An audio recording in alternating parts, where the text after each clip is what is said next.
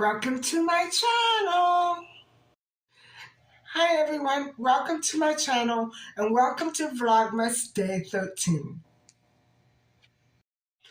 I thought today we would sort of talk a little more about the history of Christ and examine another one of the issues involved in trying to authenticate the parables and history of Jesus and his disciples, and see if we can maybe come up with something that can clarify and validate his existence once and for all.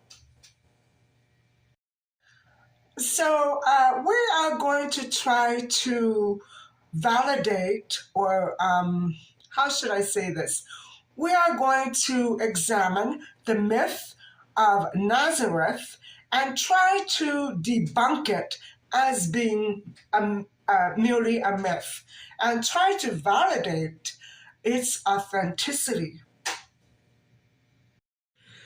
And you know, when my mom was ailing in the hospital at the very end near the very end of her life in 2018, around this time, guys, I had been registered in a university course that took apart all these concerns and issues and literature that could have validated Christ's existence. And it was a beautiful course, guys. And the thing is, I just couldn't manage to focus. And I registered into the course thinking that maybe my mom, you know, I knew that she was ailing, but I did not know that she was so close to her end.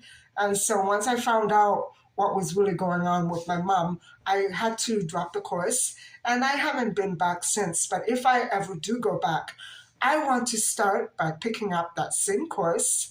And it was such a wonderful course, guys. It's so fascinating and interesting.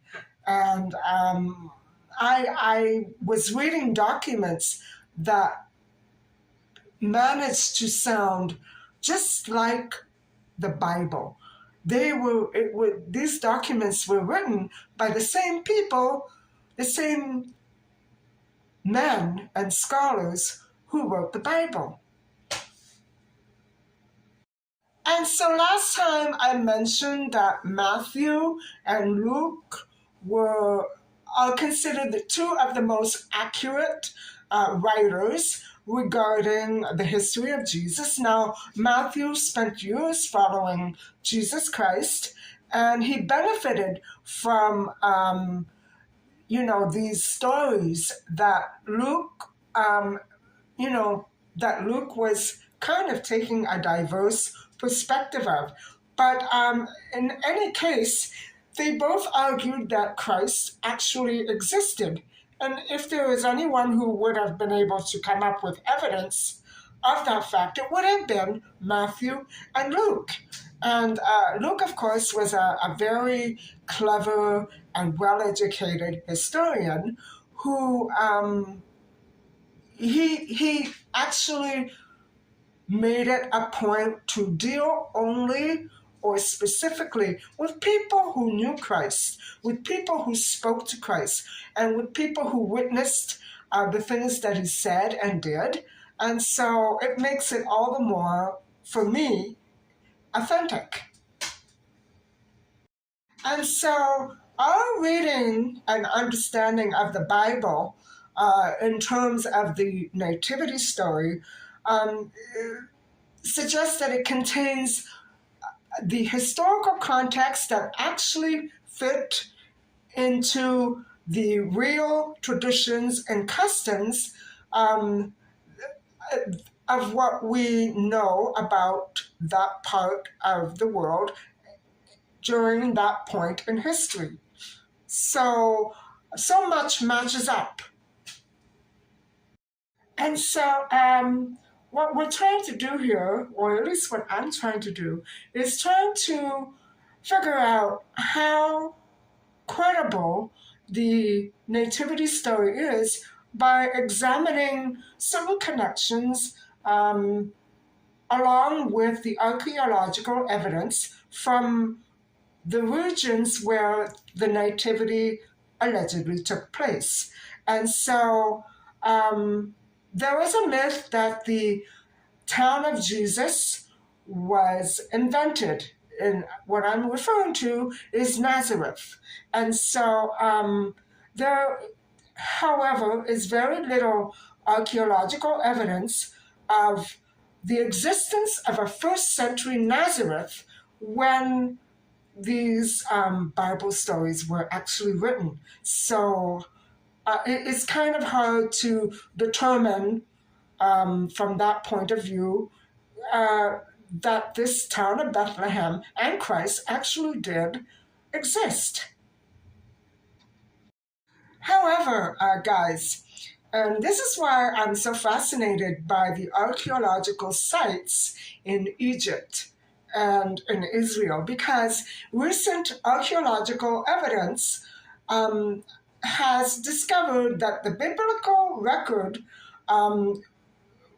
which we are trying to validate, uh, has has been, how do I say this? I'm not very good with hypothetical language, but there is more evidence now that suggests that there is a validation of such biblical records that we have found in history, throughout history, and in the Bible, of course. And so it indicates also a very heavy Jewish presence at the digging sites. And so, along with other evidence, these excavations uncovered storage pits and cisterns that existed from that time. These excavations are all of first century life, and they actually indicate that the cisterns are definitely from Christ's alleged time of existence. So that is very interesting and also very exciting. Along with these cisterns and storage pits, also courtyard houses, actually two of them, and one with doors and windows were found still intact. And so, wow, that's been how many centuries now? And the doors and windows are still intact. Wow. Why haven't we gone there before? Now, guys, get this. The nativity story that we know today emerged in the 7th century. So for 600 years, this story did not really float around as much as it does now. And before that, it was claimed to have been written by an unknown gospel by Matthew, who was later argued to be apocryphal. So, it was taken with a large grain of salt, a lot of doubt. Well, there is more reason that some people doubted the authenticity of the life of Jesus. And this is because, following those stories of his life, we can see that there is a big gap of about 18 years in the New Testament. So for that 18 years, I'm thinking maybe Jesus became a hermit, which was typical of most holy men. And I'm talking from literature that I've read. Many holy men became hermits in order to fulfill their calling. And so I'm thinking that maybe that is what happened with Jesus. I'm not sure. I don't know, actually. But so that is why so many people, even now, tend to doubt the real authenticity of Jesus. Now, scholars and students will make up their own minds. They will do their own research and make up their own minds. I think that's the way that everybody should, who's interested, should do this in order to make up your own mind about what kind of a path you want to follow in life. But the thing is that the temple, which is described in chapter 2 of Luke, is the only event of the later part of Jesus's childhood that is mentioned in a gospel. So that's kind of weird. And I've heard all kinds of stories about his childhood, that, he was this and he was that, and he was the exact opposite of what we think, and I don't know what to believe. And but those are just stories. And so the gospel actually describes Jesus at the age of 12 ditching his parents, just leaving them behind on a family pilgrimage to Jerusalem. And what happens is that Mary and Joseph later find him speaking and discussing with the teachers at the Temple of Jerusalem. So he had become a philosopher, a scholar, a man of high education. And he was supposedly just a carpenter, supposedly. And so these men at the temple who he conversed with were all amazed at the depth of Christ's understanding of religious and philosophical matters. And Luke says that after Jesus returned with his parents, he actually, this is so weird. When Jesus returned to Nazareth with his parents after his stint at the temple, it was claimed that he had advanced in wisdom and stature and in favor with God and men as well. So he had developed some sort of natural link, natural connection, natural bond with God and with humankind as well. The strange thing is that nothing but that, what I just described to you, was written about Christ during those 18 years. So it's a mystery. It's still a mystery. And Christian tradition claims that Jesus simply lived in Galilee during that period. And it may be, like I said, he was trying to just become separate from everything else and live a very simplistic and natural lifestyle, which meant being very humble and not out and about. I'm not sure what the truth is, but I know that that is the way missionary life usually went in those days.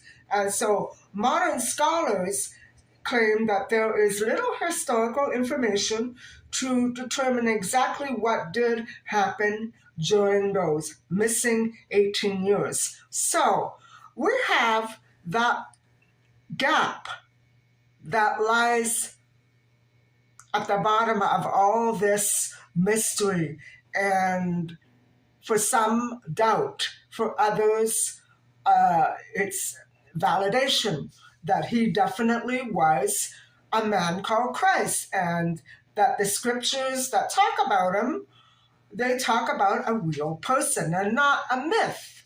So I think that is so interesting. And of course, I believe that he existed. and I know that he suffered.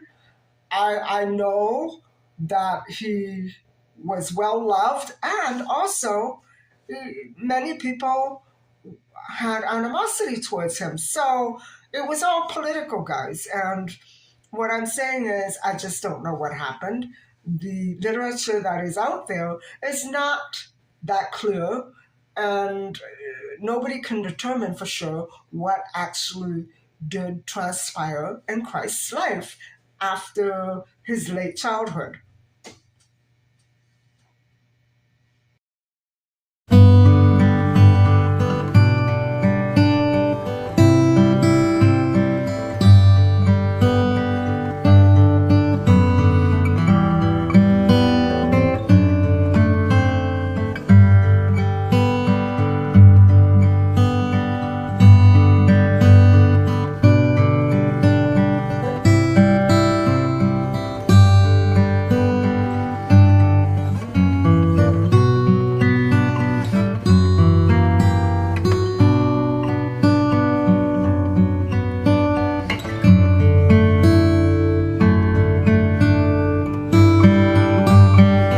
Um, yeah, I think I'm going to end that discussion right here. But just hang on a bit, and I have something else going on. I'm going to show you in just a sec.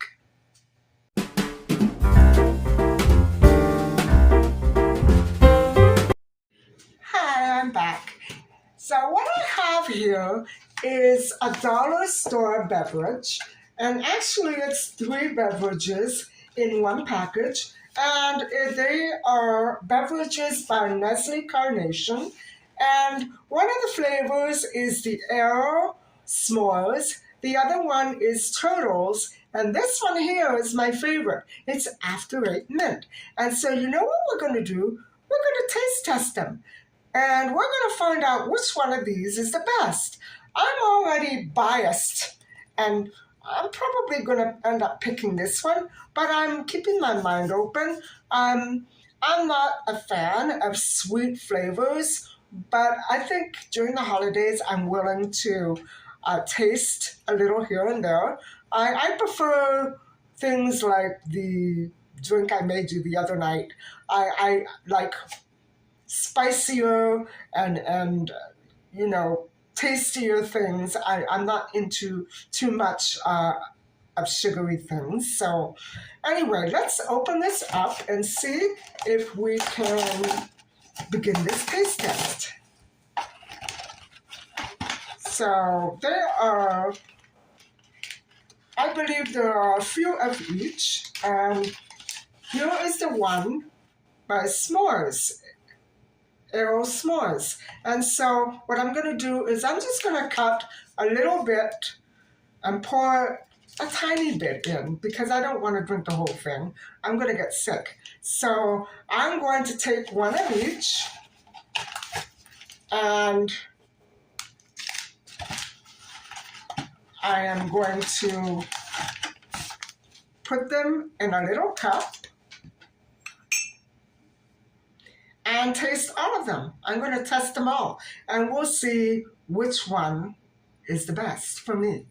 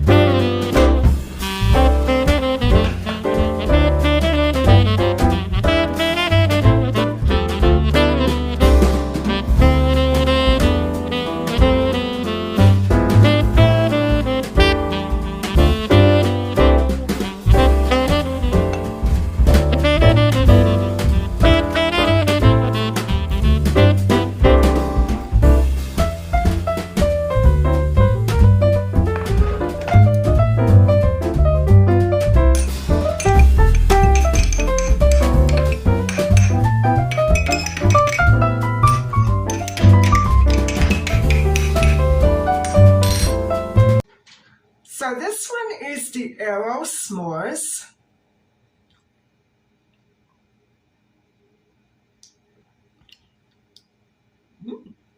That's really good. I like that. Not overly sweet. Very delicious. This one is the turtles.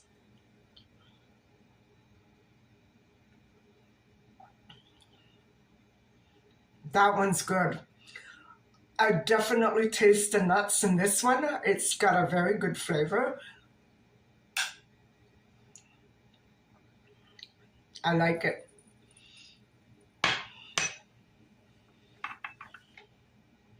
This one is the After Eight Mint.